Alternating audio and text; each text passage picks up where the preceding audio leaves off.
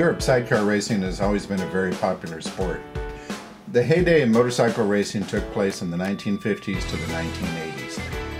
Tens of thousands of spectators would come out, even in the rain, to watch bikes go around the course.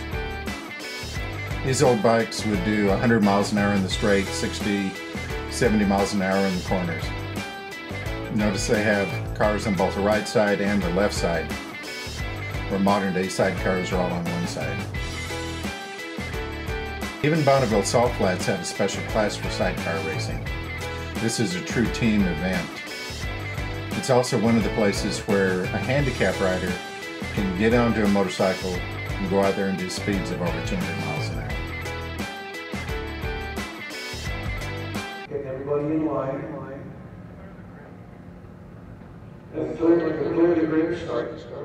The start of an F1 or F2 race is not all that exciting. Normally a green flag drops and they take off and the racing goes. Some of the tracks go and try to make it a little bit more exciting by having a Le Mans start. It's where a gun goes off, everybody runs, push starts their bikes. Usually the first person to get their engine going takes the lead.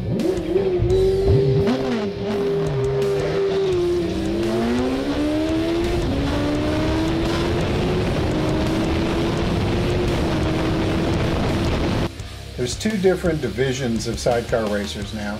You have an Eastern Division and a Western Division. Each one competes in approximately 12 races throughout the year, and they meet for a final race at the Daytona Speedway.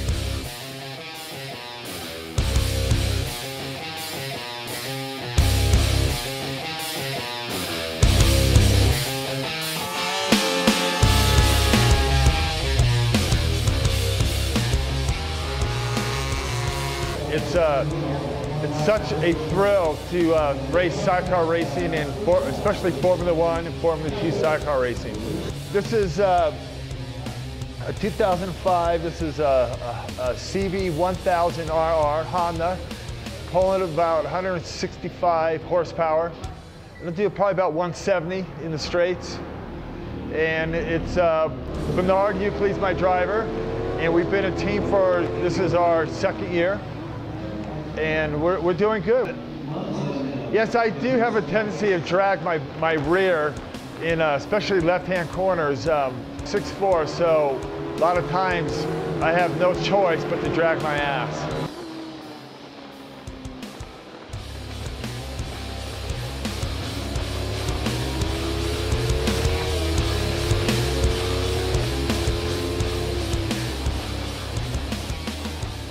When I'm on the back of an F1 sidecar doing 170 miles an hour, I feel like Superman. There's always things that can go wrong with sidecar racing. With one slip from either the rider or the driver, you can have a problem.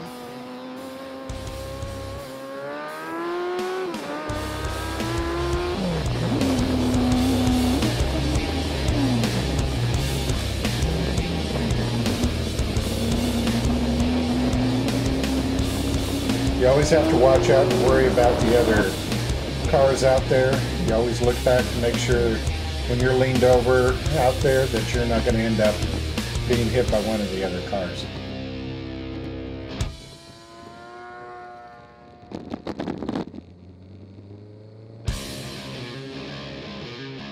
What happened? I don't know, them brakes did not feel right.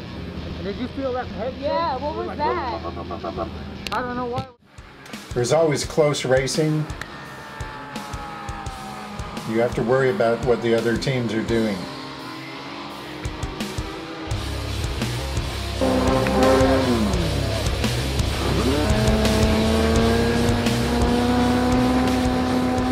In this case, one of the rookie teams gets a little bit too close, hits the car, and knocks the monkey or the co-driver right off onto the ground. She stays relaxed even though she's dragging her leg at 150 to 170 miles an hour. The driver doesn't see that she's off. She waits for the right type of corner to come up, holds herself back on, and and ends up finishing the race. Great job. I got started doing this back in 1984, and I had come out to Willow Springs actually with my oldest son and my wife on my street sidecar, and we had seen the sidecars racing. And I have owned a motorcycle business for 40 years now, and went back to the shop, and some of the guys that I was working with got pretty excited about it, and I told one of the guys that was working for me, if I had somebody that was as enthusiastic about it as I was, I'd go ahead and build a sidecar. So I built my first sidecar in late 83, 84, and we took it out to the racetrack and started racing.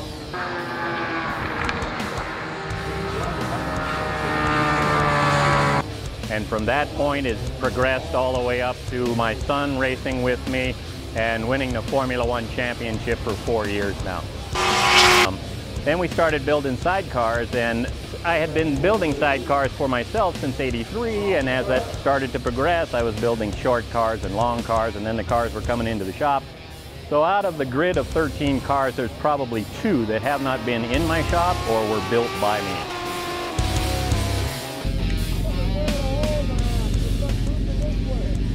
Obviously, these guys can't talk to each other as they're racing, so about the only way they can communicate is by hand gestures. The driver actually has a rear view mirror where he can watch his co-driver telling him what to do. In this case, Johnny is telling Don a little bit more speed. That's good, a little bit more speed. Good line on the corner.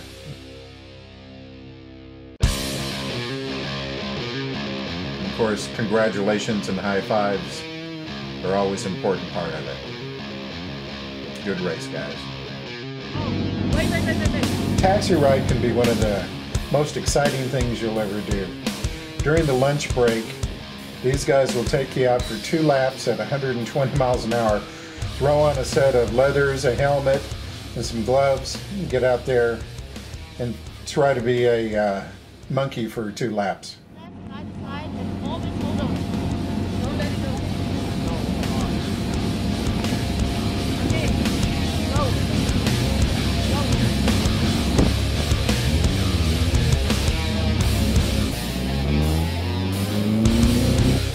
They'll even tell you which way to lean, or if you're leaning the wrong way, they're going to get you over onto the right side.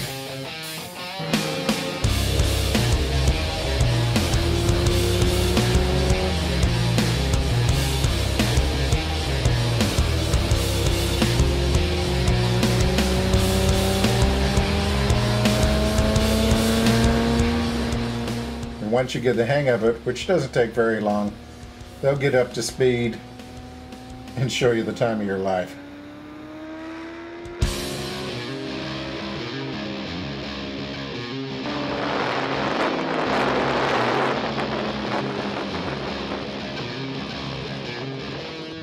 Track officials sometimes make a mistake. Here they go and they let the motorcycle parade lap go while they're out giving taxi rides. Bernard, instead of pulling in and letting the motorcycles go by, decides to show his temporary monkey a big thrill and goes and dodges in between the bikes. A little extra excitement for her. Way to go, Bernard. Good job.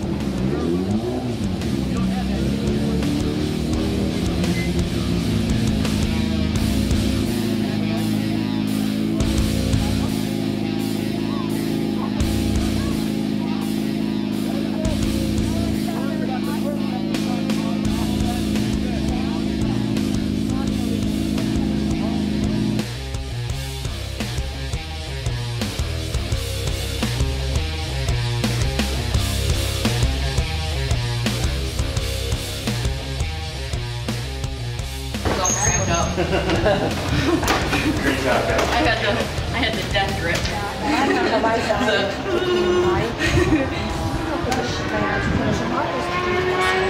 I bet 2 more times around I would have had it. Okay. Oh my god, it was awesome. The head motion is the trick. I was like, oh, watch the mirror, head over, in, jump down. It's awesome. But on the attitude up there, you didn't have to move so far. Just trying to get you to go on. Right. But it was a lot more helpful. We got so used to it. Yeah, but she was good. Yeah. Plus, when there's your cars ahead of you, you know what the track's doing. Right. It's so flat out there, you're not quite sure where you're going. I'm glad you guys had fun. A lot more lefts than right. Yeah. Yeah, I have my ass out on the edge. I was getting pretty good at rights, not so good at maybe like this on lefts. Where do you guys live?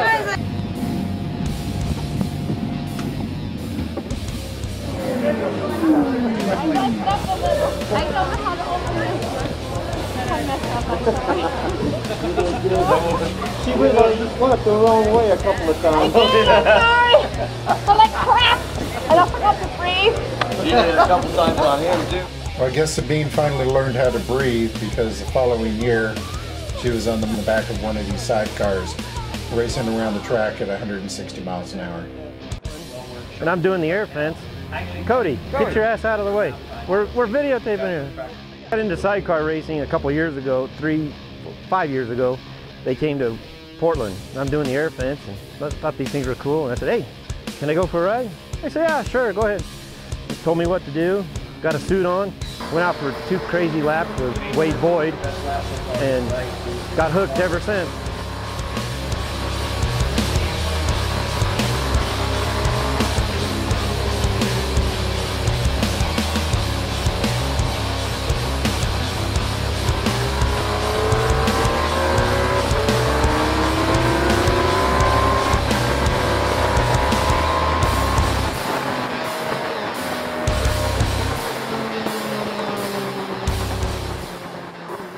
A Baker chassis built in what,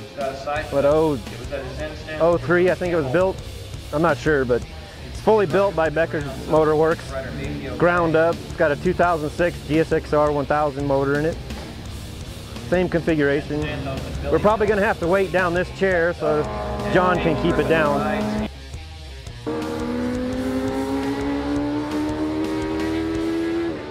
I had to go through 12 monkeys before I got this one. Oh, he's excellent. This guy couldn't do it without him. I mean, we're going faster than ever, and it's this guy. If he had first known, well, you tell him. Had you known when you first did this? Well, I would have never got on it if I would have known how these things run, but I'm hooked now.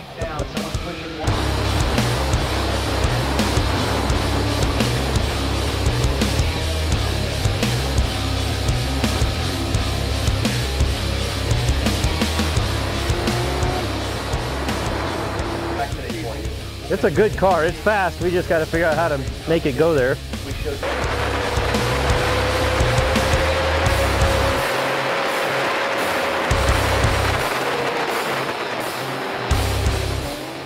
Number 7, 500 Premier, 500 Grand Prix, Bears, Formula 500, Vintage Superbike Middleweight. What happened? This is first call for race number 7.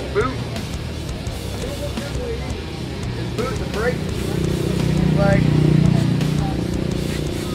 yeah, not like that. Oh. When it comes up, drink it so. Oh, my foot's fine. He doesn't need a pedicure no more. So I say the duct tape don't hold on asphalt very well. Sidecar racing is a true team event. The object of the co-rider or the monkey is to keep the car planted so that you can have enough traction and stay into the corners as fast as possible. Co-drivers all seem to have their own style, whether they're leaning with their head, leaning with their butt, or leaning with their shoulders.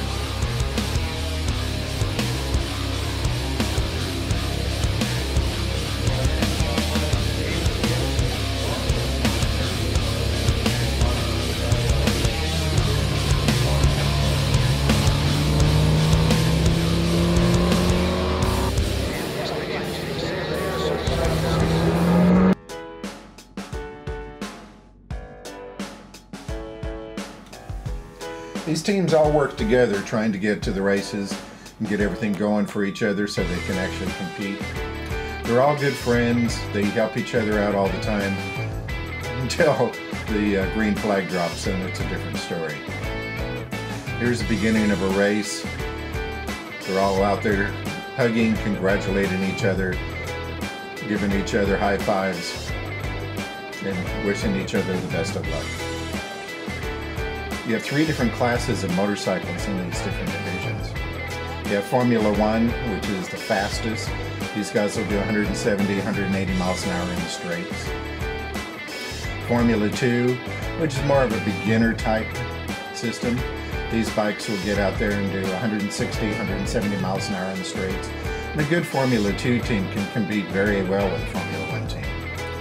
Then you have the vintage racing, which is made up from the older bikes, the older BMWs, the older Yamaha 650s, BSAs, Triumphs. Occasionally you'll see a few bikes with CB750 motors into it, or even the Z1 Kawasaki motors. Starters are getting everybody going. Get your bikes fired up, get your helmets on, your gloves on. Let's go out and race.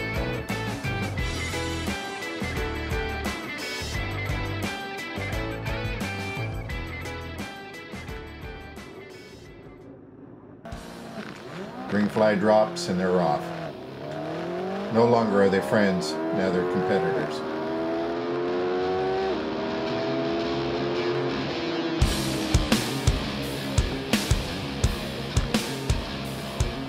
Here Bernard is working to get himself up in the front.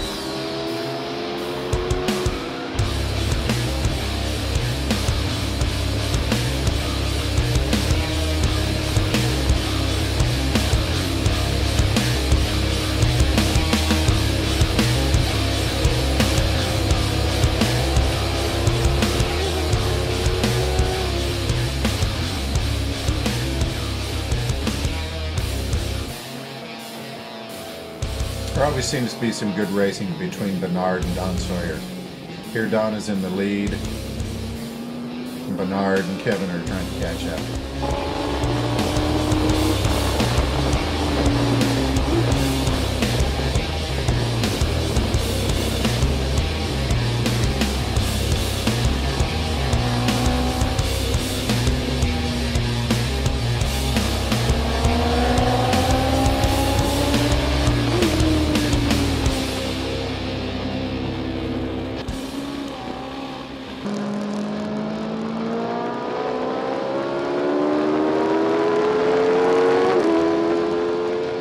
Both run Formula 1 class, and they both compete very heavy trying to win it.